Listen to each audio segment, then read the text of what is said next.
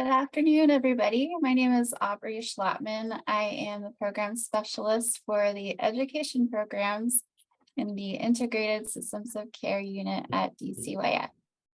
Kathy? Hi, everybody. I'm Kathy Ramsey. I am the Education Training Voucher Program Manager. Good morning, everybody. I'm Victoria Ackerman, and I work with Aubrey and Kathy with ETV as well as Career Connected Pathways.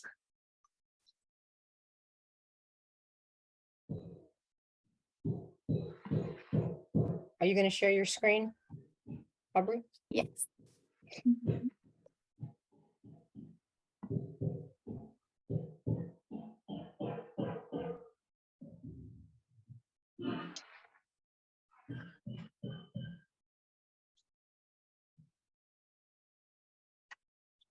So this is our program, as you can see, Education Training Voucher, or the ETV program.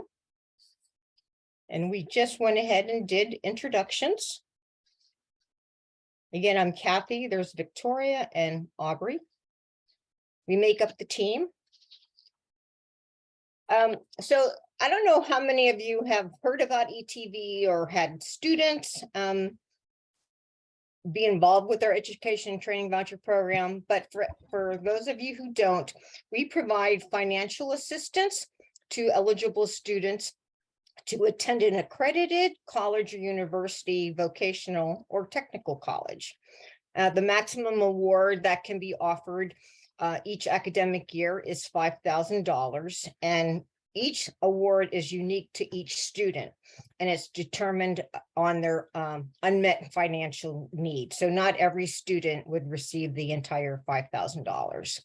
And ETV can also be used if attending college in another state. So that's really important because sometimes kids want to try other places and they just don't get as much financial aid should they move out of state and attend an out-of-state school.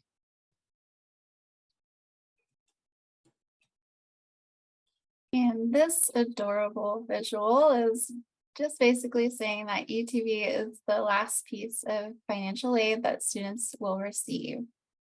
And then the list to the right are common grants that we see on financial aid letters that come from ETV students. One thing to understand is that students must receive the Pell Grant in order to receive the ETV program funds. We're both federal programs. So to be eligible for ETV, the student must meet at least one of the following criteria. They're 16 to 20, currently involved in a dependency action in Washington state or tribal court in the care and custody of DCYF or an ICW agency and in foster care. They can be between ages 18 and 20 and have aged out of state or tribal care. And youth who have aged out of foster care in another state other than Washington may be eligible to apply for our program. We just need some documentation from that other state. But we have several youth who come from different states who get our ETV. Another really important part is to remember is that youth who are adopted or entered into a relative guardianship after the age of 16 are eligible for the program. The one group of students not eligible are those young people who return home to a parent. ETV was originally set up to help. It was long before we had extended foster care, and there were not a lot of supports for our young people when they aged out at 18. So the feds realized that these students needed some extra support, and that's how the Chafee program ETV kind of was established, and why kids who return home to a parent are not included. Another really key point in all of this is that if young people apply, they're deemed eligible, and they receive and use funds prior to age 21, we can assist them up to age 26, or for a total of 20 funded quarters or 15 funded semesters. So that age 21 is really, really important. We want to make sure we can help as many students as possible. The other other requirements is that they have to be eligible for aid and have an unmet need. They have to be enrolled in at least a half-time program, which is 6 credits, and they have to take at least one 100 level college level course. And then they have to maintain their satisfactory academic progress, take enough classes, have their GPA where it needs to be. If they're put on financial aid probation, or if they lose financial aid, they have to get the financial aid back in order to keep their ETV going. Victoria, are you able to talk? Victoria was supposed to do this slide, but she was having voice issues today. Yeah, it kind of comes and goes, so probably better not to talk too much. Okay, I just wanted to make sure. Okay. So you're going to hear me a lot today, so I apologize for that. Important deadlines to remember is every October 1st, the FAFSA opens up for the next academic year. The earlier students apply for the FAFSA, the greater likelihood that they'll get as much financial aid as they can. We open our registration for the upcoming academic year, January 1st. So that's all ready to go for the 23-24 academic year. And then April 30th, as we say, is our priority deadline. Those students who turn in their applications by that time are guaranteed to get funding. If they have an unmet need, if it's after that, it's available until funds are used up. So we encourage folks not to wait to the last minute to turn in their application to us. But as you can see by the star, no matter what date the date of the year is, please send us the application, encourage your students to send it in, and we will contact you whether we have money, whether you qualify, that sort of thing. So don't select, no, I'm not going to qualify, so I'm not going to send it in. Let us do that to you, for you. And there, as you can see on the right on the calendar, we have a new website. Many of you maybe have seen them, the independence.wa.gov website. Well, that is no longer. And all our forms and applications are on the new website, as you see to the right of the screen.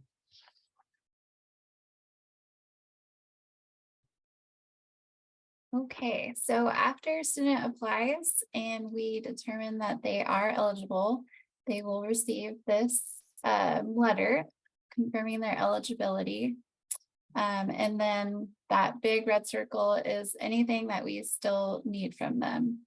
So if their participation and consent forms weren't sent in with the application, those will be listed there, and they are on our website, which I will note later in the presentation as well. One additional thing that we just started doing this year is adding a welcome and tutorial video with this confirmation email that kind of walks through all the steps that we are actually going to walk through today with you all. So here are the requirements that we need from students in order for them to be awarded and to receive their funds.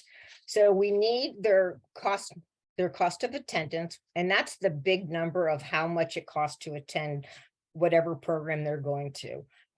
It's not just tuition and fees, it's also included the personal expenses. And each college is different, of course, about how much their cost of attendance is. And then we need their finalized financial aid award letter. And we take those two pieces of paper, and that's how we come up with what the unmet need is. And like I said, the average amount usually of ETV through the years has been about $3,900. So it's not even the full $5,000, which tells you that there's a lot of other financial aid resources available to our students, which is pretty awesome. We'll need a payee registration form that we'll talk about later on. Aubrey already mentioned the consent and participation forms if it's not sent with the application. Once a student is awarded, they receive the ETV award letter along with the spending plan. And that needs to be included, filled out, sent back to us before any of the funds can be released to them. And the funds go directly to the student. whether it's check in the mail or direct deposit. And it happens at the beginning of every quarter or semester, as long as we have the necessary documents.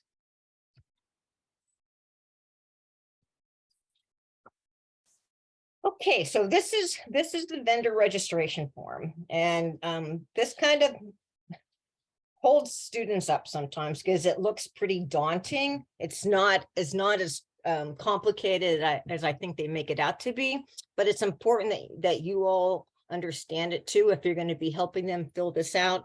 So every student, if they want to get their funds, need to be in the payee system. And this is what they need to do. They fill out this vendor form, part A, and that's all the contact details. And specifically their mailing address and name and telephone number, email. And then the box, the legal name, and then whether number 3 is already checked. And then a box that's always frequently omitted is the legal address on 5 and 6. So that needs to be completed. Their social security needs to be in there. And then they have to print out and hand sign and date the form at the bottom. The payee desk will not accept a type name, an electronic signature, any of that stuff. So they have to have access to a printer, whether they have one at home, go to a library, go somewhere, go to the school, but it has to be printed out, hand signed, and then they email it to us. And then we send it into the payee desk and wait until they process the form. The part that's on the left there that you can see is the mailing address in part A. If they don't have direct deposit, that mailing address really needs to be correct, because that is where the check in the mail will go to. So we've seen it more this year than others that they forget to put their apartment number. So that's really important that, if they live in a complex, we kind of need to know what building and apartment they're in. So.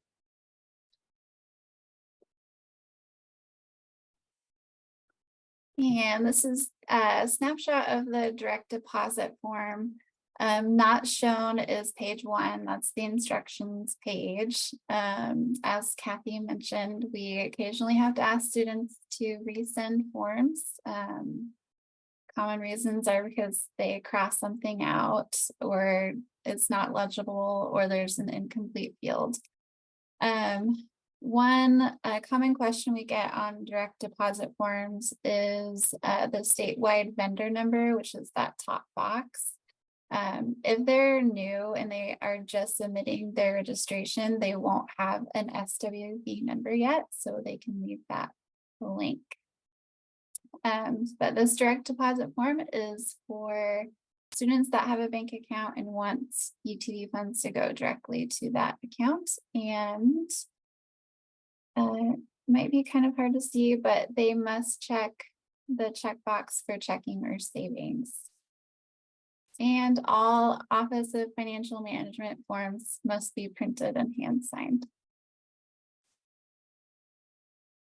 So I mentioned earlier about the ETV award letter, and this is what it looks like. Once we determine how much they get and how many quarters they're attending, then we complete the award letter, and it shows the amount that they receive for each quarter or semester that they're attending.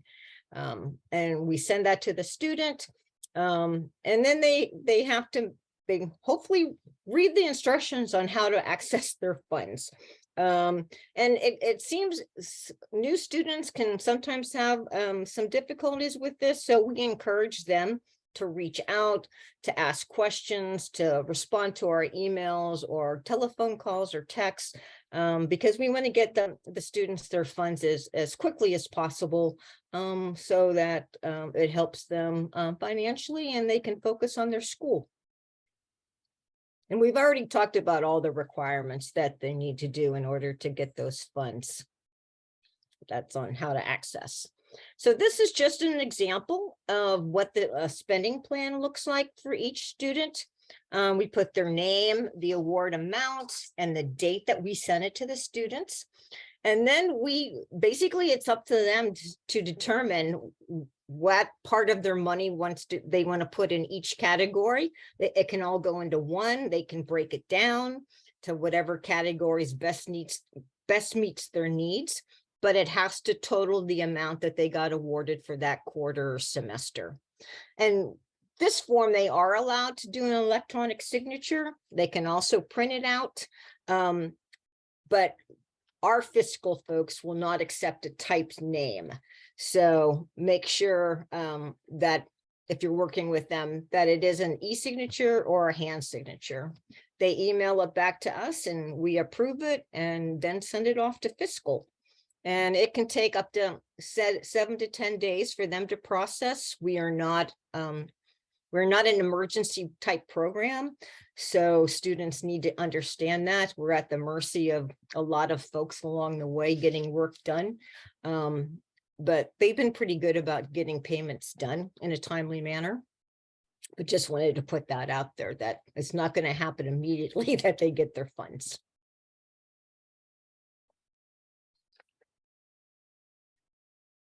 Things we need every year from students. First is the renewal application. So January 1st is when the applications are loaded onto our website. And as Kathy mentioned earlier, even if it's past the priority deadline of April 30th, please still have them submit their application because we will likely still have funds available. And then the cost of attendance and financial aid letter, we don't expect those right away, but just have them send them as they're available for the upcoming school year. Cost of attendance and aid information should be listed on their student portal. If not, I added the designated support staff list there at the bottom. They're a good resource. Usually they have a financial aid contact in that list, and they can help students look up that cost of attendance and financial aid information. And the DSS is also good for students just to know.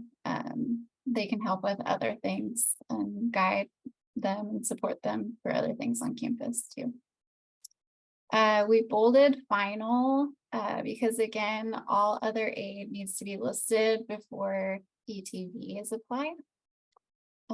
I've heard some accounts where they had to return funds because not all their aid was listed, and we over awarded them.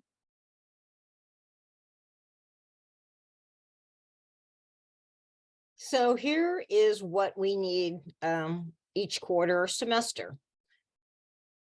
For every new quarter or semester, they need to send it a schedule with their credits. And we already said that it needs to be a minimum of 6 credits. We need their grades with their GPA, or we said, or an evaluation if they go to Evergreen State College, because they don't get grades. And a lot of times, like the beauty schools, cosmetology programs, those schools don't have grades either. And so they send us their attendance or their progress or that sort of thing. And we're more than willing to take that.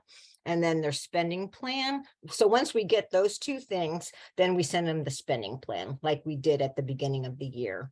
And this is just an example of what that looks like. So again, we need to see the credits. We need to see the grades with the GPA. And as you can see down there, there's the term GPA, and then there's also the combined cumulative GPA as well. But students do not have to pay for transcripts. We take the unofficial. They can take screenshots of their grades, of their new schedules, whatever. We're really flexible about what we take, as long as we can see the documentation that they're meeting program eligibility requirements. Then like I said, we're pretty flexible on what we take. We don't want to be the barrier to students not getting their money.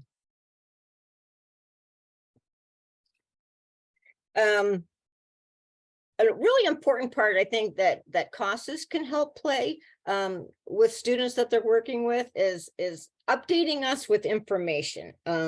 If you know your young person is moving and that they're involved with ETV, remind them to contact us so that we can update the database. And that's really important if students get their funds via check in the mail.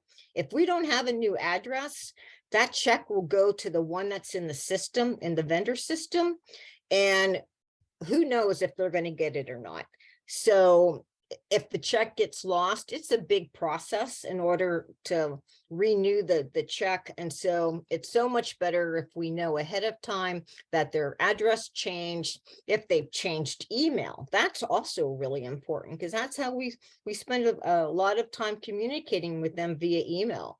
And down the road we'll go, why haven't they contacted us, and find out that they changed an email and never let us know. If they've changed phone numbers, changed banks, if they change name, I mean, all of these things we need to know, because it'll impact them getting their funds. And again, these vendor change forms have to be hand signed, and we'll see that. And Aubrey will talk about this. Yes, so another and final OFM form is the vendor change form.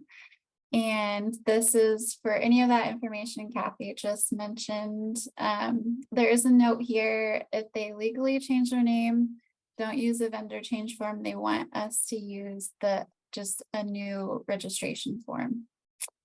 And so once again, must be printed and hand signed. Yeah.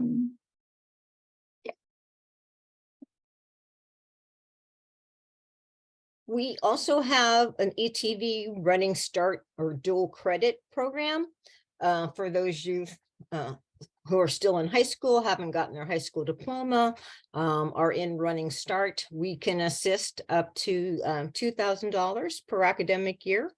It depends on how many quarters they go to. But some of the things that they can use their funds for would be if there's any books or supplies that they need to pay for, any school fees, transportation, if they use their car to get to and from school.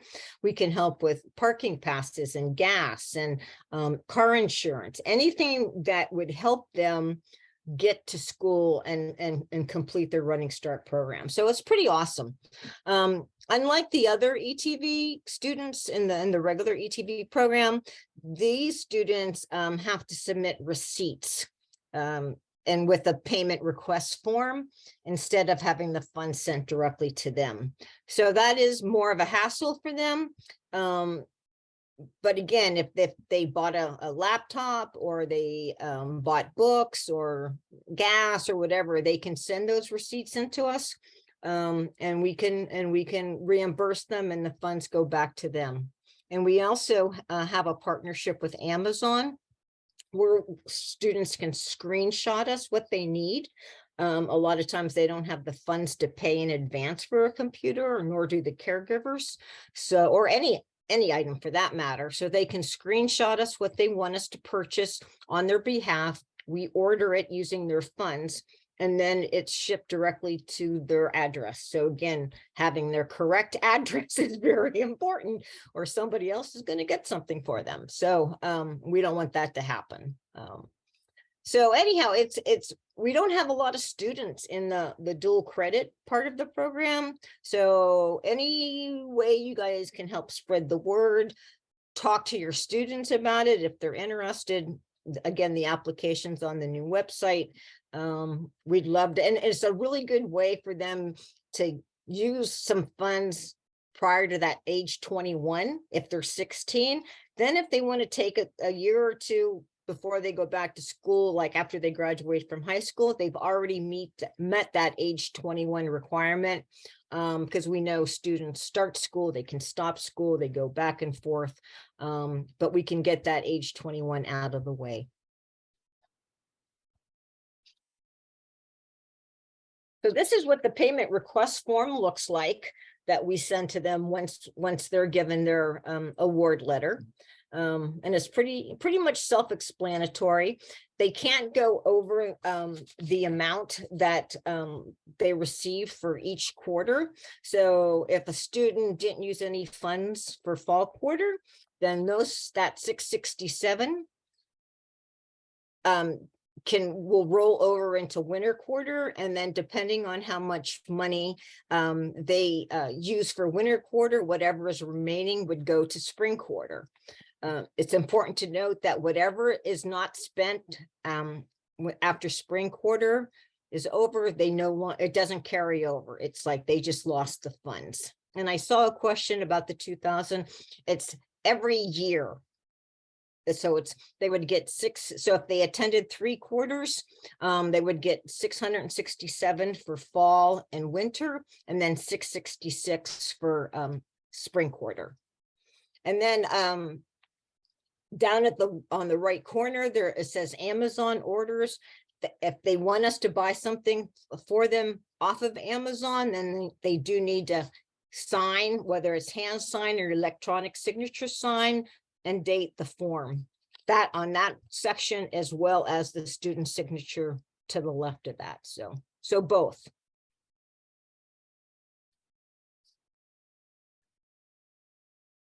And then this is the Amazon. Victoria usually does this part, so I kind of already talked about this, but it's a really awesome partnership, and it makes things really so much easier for students and caregivers to just use the Amazon. Like I said, we just take their screenshot. Victoria takes care of this part of the program, and she orders it, and it just goes to them. So it's pretty awesome. We're proud that we have this available for them. Unfortunately, it's not available to the other students, the regular ETV students, because they have funds go directly to them and they can buy things themselves.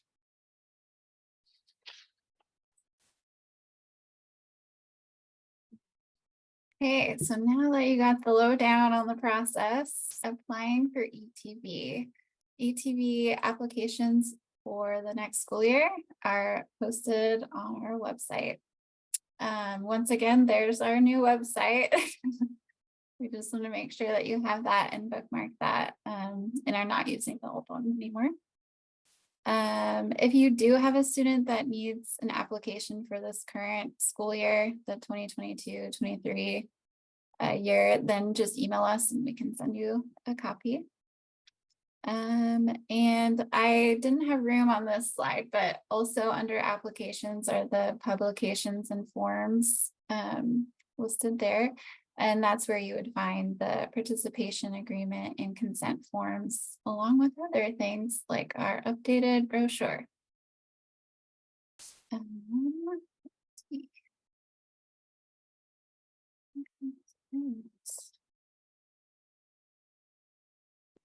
Okay. So as I mentioned earlier, the average ETV award is around $3,900 or so. And this is the reason why it's not the whole $5,000. Our dependent youth, they're able to get the college bound scholarship. They're able to get, if they apply and get it accepted for the governor's scholarship.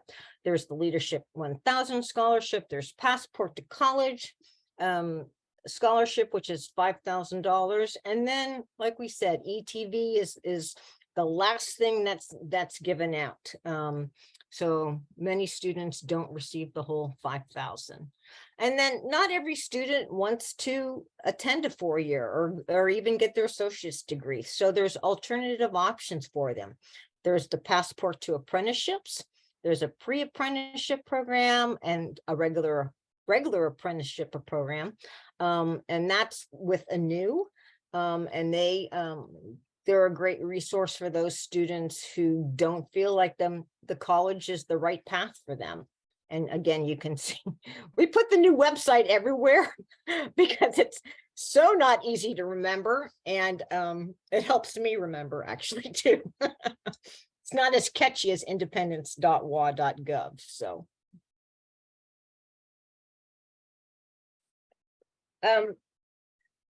Just briefly wanted to talk about this because every year we send a survey out to our students saying, how can we improve the program? What would you like to see changed? What did you like about the program? And this just kind of shows things that they've suggested and said that they would like to see us do. It would make their lives easier.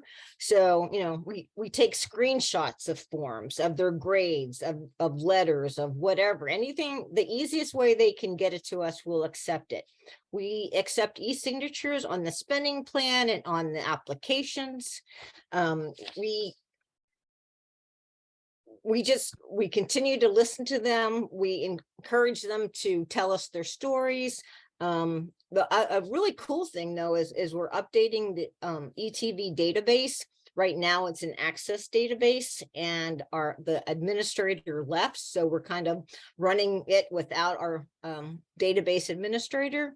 So we did a contract with folks in Utah, and they're creating a cloud-based ETV database, and with the goal of eventually having a student portal, just like they have in college, where they can upload documents to us. They will have information.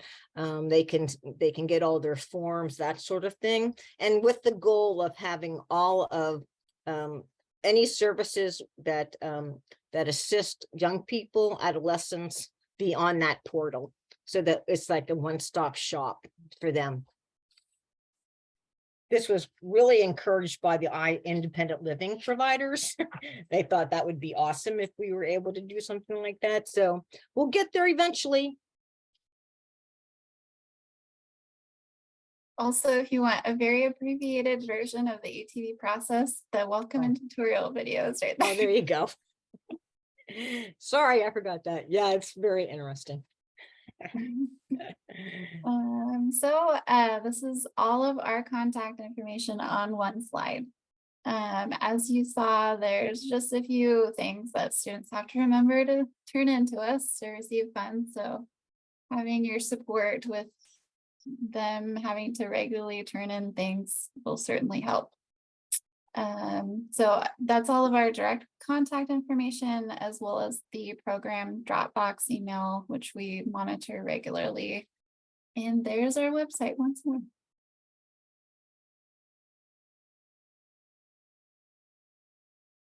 Oh, Victoria, did you want to briefly talk about career connection? Sure, that'd be fine. Okay. So a relatively new program that is statewide is called Career Connected Pathways. And the goal is that we just try to open up as many different pathways for our young adults as they leave our systems of care. So it might be college, like all of ETV just spoke about, but it might not be. It might be an internship, it might be apprenticeships. And it's a real new area for us to look at and really get an understanding and be a sort of gatekeeper. So next slide. I kind of talked about that, exploring the trades as a career that is sustainable. And that's kind of a new thing, not just to get by, not to live with 7 people in a little apartment because you all were working a minimum wage job. There's nothing wrong with that, but is there a future? Is it sustainable? And can that turn into a career? For most, it does not turn to a career.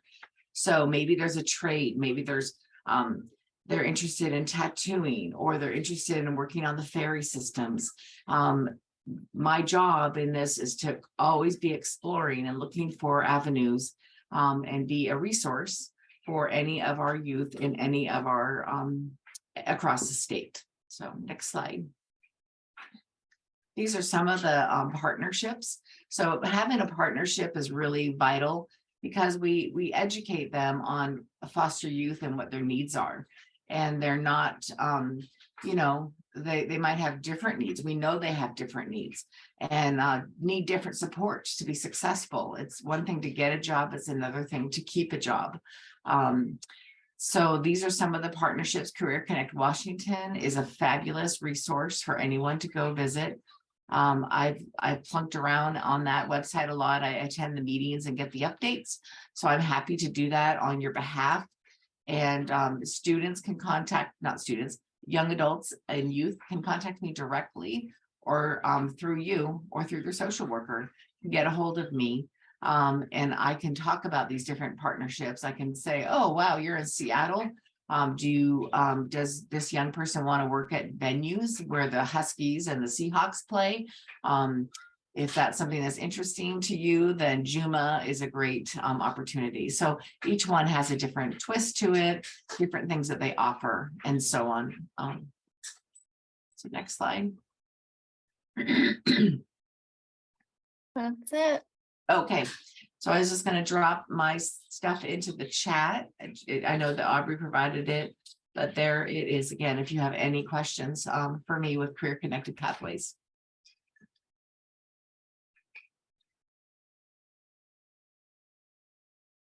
And that's the end of our presentation.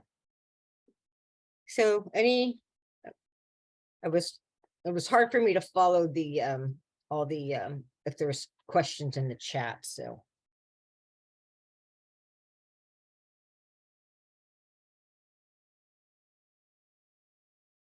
I think you got the loan question. Oh, Linda did.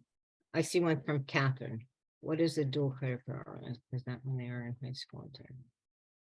So Catherine, the dual credit they're either in Running Start or there's a college in the high school program, but they have to take college level classes in order to get ETV. If it's credit retrieval, that wouldn't qualify.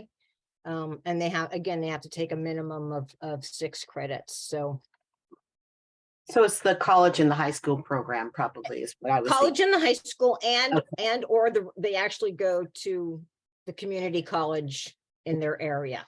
Okay. In the actual Running Start program. I have another question. Yes. So if there's an overpayment, let's say a student is enrolled and you know they can't fulfill their credit requirements, what do they do and who do they call? So Because you know our students really don't have the resources, right? So we need some sort of viable and you know maybe looking the other way type of repayment plan. we seldom make students repay. The only time that I've ever had to do that is when we awarded a student at the beginning of the school year and they never attended a single class.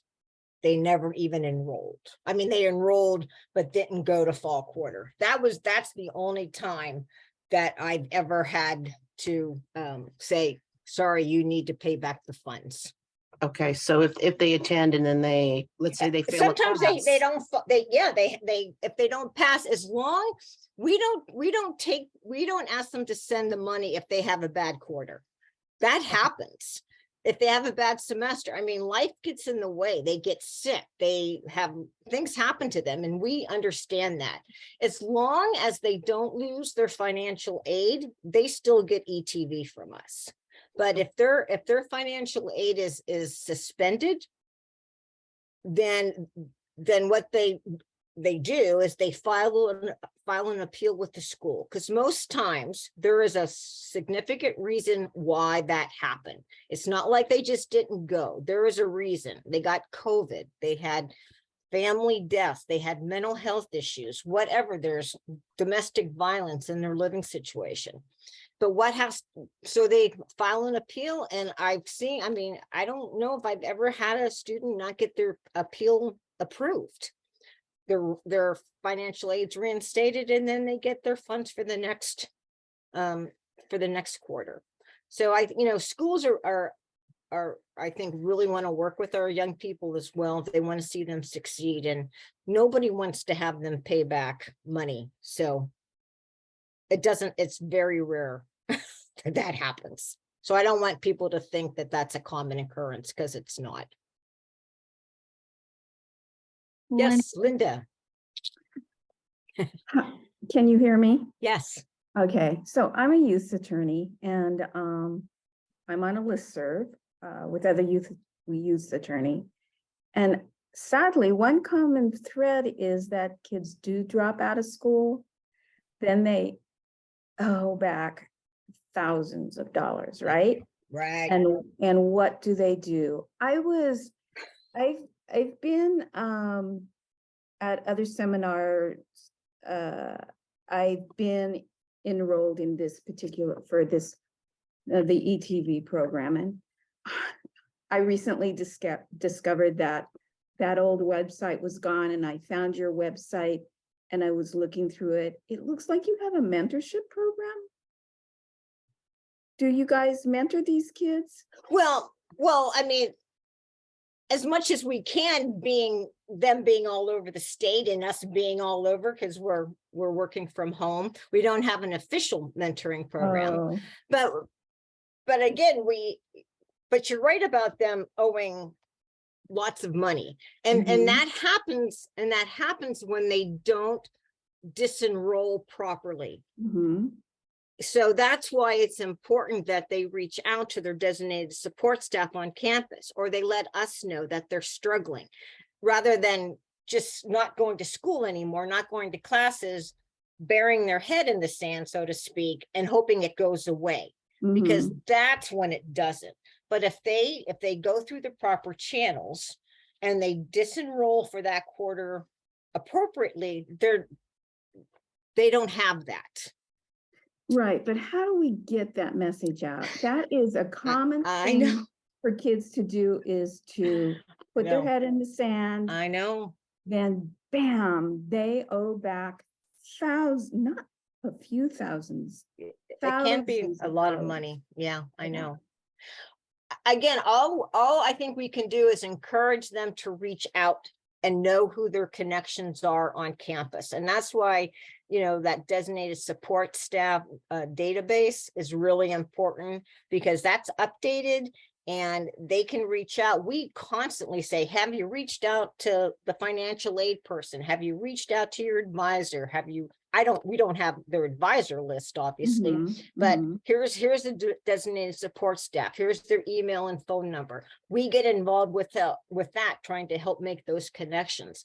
But young people, it's just so important for them to be involved in the whole process and Mhm. not expect other people to do all the work for them. Like, if they don't Mhm. even remember that they filled out the application because their IL worker, independent living worker, did it, they're not going to be engaged necessarily in their school process. Mhm. So I just encourage them to let us know ahead of time. If they're struggling, let us know before they decide to drop out. Because there are things that maybe we can help with, right? Mhm. Putting them in touch with resources on campus or in the community. But we need to know that there's a problem before we Mhm. can do anything. Mhm. But one of the things, that if they're able to pay back that loan, and I think the schools are willing to work to do payment plans with them. I'm not 100% positive. Or you're shaking your head, no, that doesn't happen, that you're No, aware? Oh, I don't know. yeah. But what I do know is a lot of these, first of all, they're foster kids, so they don't really have the support system. Mhm. Second of all, they may be the first person in their whole family to have ever gone to Yeah. college. Mhm. So their family doesn't know what they're to do. And I think it's pretty normal for them to Yep. put, Yeah. not know how to deal with it. And so I agree. then they end up with all these bills, and again, they don't do anything about it, but it hurts them in the future. Yeah, it does. Well, and that's the other thing that we didn't have on the slide that we probably should, is that we encourage students not to accept student loans as well until they know what ETV can give them, Mhm, mhm. because schools are obligated to help them have their whole cost of attendance covered, right? And Mhm. so they'll offer them loans.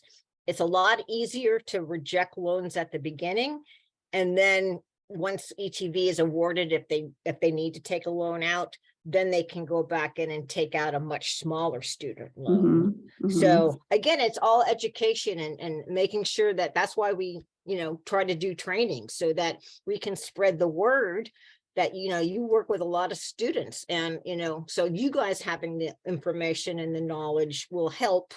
Hopefully you can pass that on to students as well, but it's a hard road Mhm, to get them engaged. mhm. They have so much on their plate, and, trauma history and all of that stuff, that Mhm. it's I think even getting to school is a big accomplishment for many of them. And then, but we want them to get to school and maintain and retain and then get their degree if that's what they want to do. And there's a lot of steps in that process. Yep. So I just want to say, thanks to everybody for being on the training, and I hope we answered some questions, and just make it at the, keep us in mind when you're working with 16 to 20-year-olds. Got a couple more questions in the chat. At me. Hopefully. Where I don't see it. Sorry. Oh, you tell- can these funds be used for study abroad costs? Yes, they can. And we've had quite a few students. We've had students go to Greece, Italy, France, Korea, India, I think. So yeah, it can definitely be used for study abroad, which is a big plus. I mean, it probably wouldn't cover a lot of it, but it covers a portion of it. And then there's another question that will be good to clarify. If a student is reunified with their parents, they are not eligible for these funds. If they adopted by a family member, not the parents, will they be eligible? Yes, so any youth who returns home to a parent in a trial of return home, and then the dependency is dismissed as an in-home dependency, they are not eligible. But students who are adopted by a foster parent or a kinship provider or suitable other, they are eligible for the program, and as well as those students who enter into a relative guardianship. Again, it's 16 and older for that program, part of the program. We never want to delay permanence for our youth. I think we can all agree to that. But I would say that if it's like a couple, maybe months away or whatever, to a youth's 16th birthday to become adopted, is 2 months going to make a difference? I don't know. But those are just some questions that you need to be thinking about, because they wouldn't get the resources that they would if they were 16 and being adopted. But they would still get them. They could still check independent student on the FAFSA. And that's really important because they don't have to use family income. They check independent student, and typically that amount is 0. So they get a much higher Pell Grant and a Washington College grant, that sort of thing. So Passport. and passport eligibility is 13 and up, being in state care. They don't even have to be dependent in order to get passport. It's like literally they could be in care for like a day or so, as long as they are in out-of-home care after the age of 13. So it's much looser in the eligibility requirements for passport. So a lot of times people think, oh, I get passport, I should get ETV. And that's not always the case, because we have different requirements. You can return home to a parent and get passport. You don't have to have dependency. You just have to be out of the home. The other thing I just wanted to say is, if you ever want me to check on any of the young people that you're working with to see if they've submitted an application, feel free to send me their name and date of birth. I can look them up in Family, see if we have their application, see if they would qualify, that sort of thing. So, you have our contact information, so don't hesitate. I do that a lot. I do order the court letters a lot for students in the state. So if you need one of those, schools will sometimes ask for that. if a young person checks independent student on the FAFSA, they'll sometimes say you need to prove that that's the case. And so I'll get a request to do a word at the court letter, and then they submit that to the college. So I can do that for you as well if you need me to. I think we got them all in the chat, Ryan. We have a few minutes left. If there's any other questions, do you want us to just hang out? Well, I'm just thinking, if anyone does have any more questions, you guys are more than free to hang out and ask those questions. I have a question. Go ahead, Maggie. Hi. Hi. So, good morning. I just wonder if there is any potential, I don't think it's going to change, but I often have kids who get adopted before 16, and then they stay in touch with me, and then things don't go well, and they're kind of off on their own later. And they don't get any support because they got adopted prior to a certain age, and yet their families are no longer supporting them. And so I just wonder about, you have to get to age 16 in foster care in order to be eligible for some of the college things. And I just wondered if others kind of saw that problem, and wonder, is there any, what about these kids who kind of need a helping hand later, but they got adopted, but it wasn't a great fit, and they don't really have any family. That's all. It's a hypothetical, but it's good to hear you nodding your head saying you realize that. I know we have to say no to those students. I was on a college campus visit this year to meet our ETV students, and there were 6 of them that were at, what was it, Eastern Washington University, and I had to say no to all 6 of them, that they weren't eligible for various reasons, Maggie, like they returned home to a parent, they weren't dependent, it's awful. They returned home. I hate the return home ones. I mean, I used to be a permanency manager, and that was what my goal was. I mean, as a child's attorney, sometimes I'm like, oh no, hold off. You have no idea the support you're going to need in the future. Oh, I know, and those that doesn't seem right. I know it doesn't. Those students really need the support. Yeah, I mean, the return homes, most parents don't have a college fund waiting for them when they return home, right? But the feds need to change the guidelines, because we are based on the federal guidelines, and I mean, it'd be nice if there was an application process for exceptions for children who went through foster care, maybe got adopted, found some sort of permanency, got out of foster care through a guardianship or who knows what, and then really say, hey, I'm a youth in need of education support to be able to apply. Like, I wish there was a separate process, because sometimes they're highly motivated, but there's just nothing. Okay. Kathy, those students would qualify for passport though, right? Yes. So if they're in foster care at any point in time after age 13. That's correct. Then they could be eligible for college bound, they could be eligible for passport. There's a website that Washington Student Achievement Council kind of manages, and it's called the WASH Board.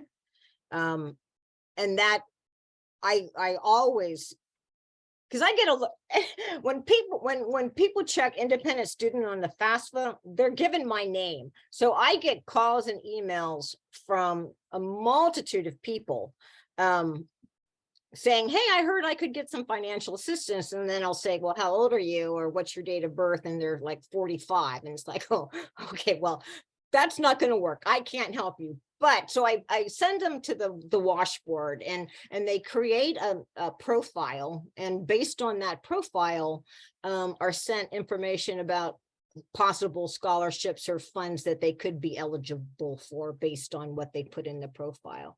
So it's something. That's a federal website, the WASH No, board? it's www. I put it in the chat. If you don't have it, you can bookmark it. There's another question in the chat. If a child is in return home, but the case is not dismissed before 18 and they go into extended foster care, are they eligible for ETV? Not if they're in with a parent. Um, They can't be residing with a parent. Suitable other, relative, foster care, but not in a return home, Even if the dependency is open? even if the dependency is open. Because it's an in-home, it's a trial in-home return. Good question. There's a follow-up question. Can I just say one more thing about that? So if they're in a trial return home and it doesn't work out, hopefully it works out, but if it doesn't, and they come back into foster care, and if they're in Running Start or whatever, then they can apply. Or if they were 17 and before they turned 18, they came back into care, we could assist them then too. But if it's in an in-home dependency, we cannot.